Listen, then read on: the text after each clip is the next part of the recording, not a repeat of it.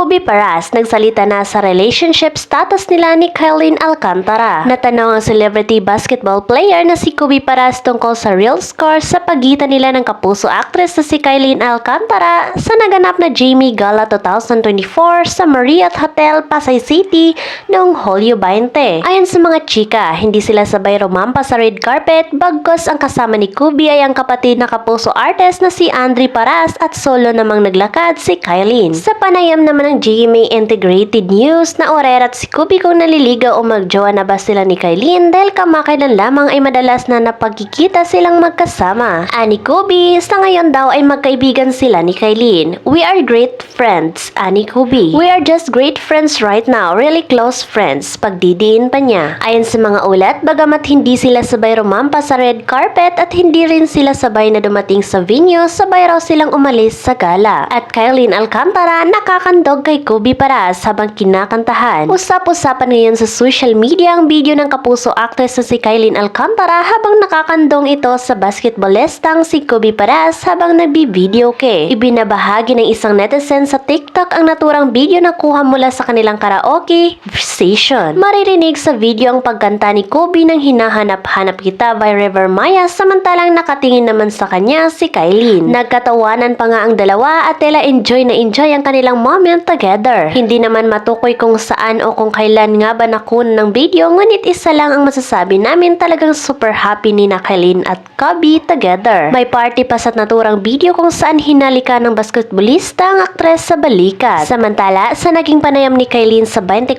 oras noong Agosto 16 na nakatakda silang lumipad papuntang China para sa kanilang upcoming project together. Super thankful nga ang dalaga na pumayag si Kobe sa naturang proyekto kahit na wala pa silang inilalabas sa detalye tungkol rito. We're ready to explore a lot of things in life and I'm thankful that he said yes kasi I'm excited po to work with him. Saad ni Kylene. Excited din ang dalaga sa magiging banding nila ni Kobe. Definitely the food trip kasi yun po talaga yung banding namin. Dagdag pa ni Kylene. Hindi raw ma-express ng kapuso actress ang kasiyahan sa opportunity na magkakasama sila ni Kobe sa isang proyekto.